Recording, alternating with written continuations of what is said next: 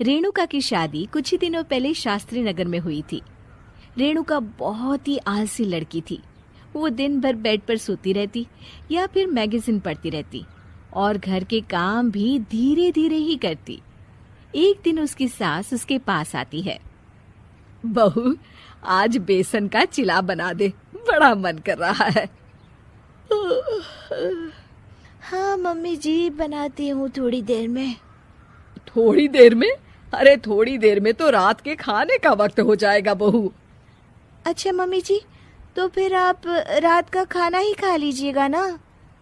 हे भगवान, कैसी आलसी बहू मिली है मुझे, हर काम को बस टालती ही रहती है। रेणुका दिन भर बस आलस पना ही करती रहती।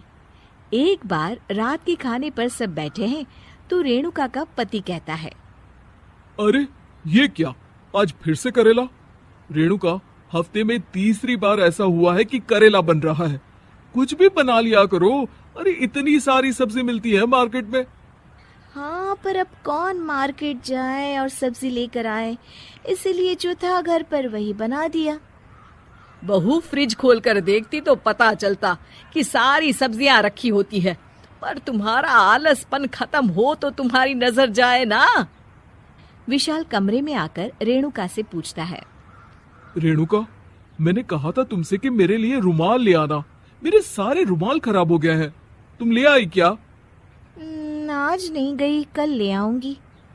ओफो, पिछले 4 दिनों से मैं यही सुन रहा हूँ। बिना रुमाल के ऑफिस जाना पड़ रहा है। तुम तो बहुत ही आलसी होती जा रही हो रेणुका। आपको रुमाल की जरूरत है ना, तो खुद ही खरीद लीजिए ना। हाँ, अब वही करूंगा। तुम्हारे भरोसे बैठा रहा तो कुछ नहीं होगा। एक दिन दरवाजे पर बेल बज रही होती है और रेणुका सोफे पर बैठी होती है, पर आलस में दरवाजा खोलती ही नहीं।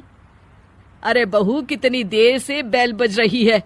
क्या कानों में रुई डालकर बैठी हो जो सुनाई नहीं दे रही बेल? मम्मी जी, अब आप आ ही गई हैं तो आप ही खोल दीजिए ना दरवाजा। क्यों मुझे ताना मारकर और देर कर रही हैं? अरे वाह, उल्टा चोर को तवाल को डांटे। सास दरवाजा खोलती है तो उसकी पड़ोसन दरवाजे पर खड़ी होती है।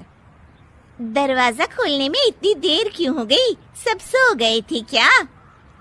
और ये भी कोई वक्त है क्या सोने का? हाँ?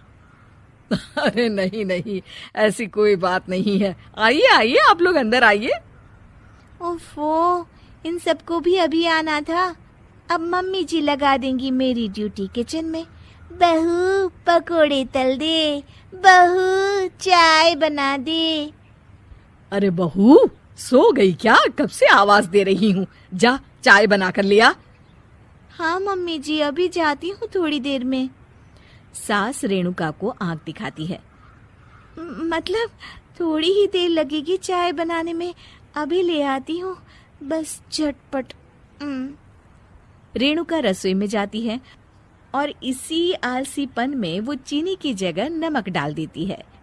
जैसे ही सब चाय का घूंट भरते हैं, चाय थूक देते हैं। थू थू थू थू, ये कैसी चाय बनाई है तूने रेणुका? इसमें तो सारा नमक भरा है। हाँ, और ये पकोड़े, इसमें इतनी मिर्च है कि मेरी तो हालत ही खराब हो गई खाकर। और रेणु जी, आपकी खातिरदारी में पहले तो कभी कोई कमी नहीं रहती थी, पर जब से आपकी ये बहू आई है ना, मामला कुछ गड़बड़ा सा गया है। हाँ हाँ, जहाँ आप इतनी एक्टिव हैं, वहीं आपकी बहू एकदम आलसी, एकदम राम मिलाई जोड़ी लगती है।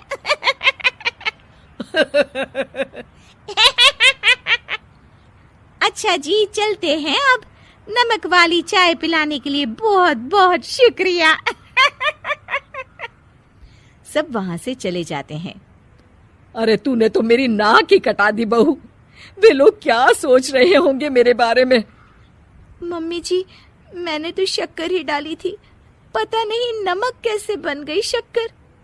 शक्कर नमक नहीं बना बहू रानी, तुम्हारा ये जो आलसपना है ना, ये उसी का नतीजा है। सॉरी मम्मी जी, अब मैं ये आलसपन छोड़कर सारे काम अच्छे से मन लगाकर करूंगी।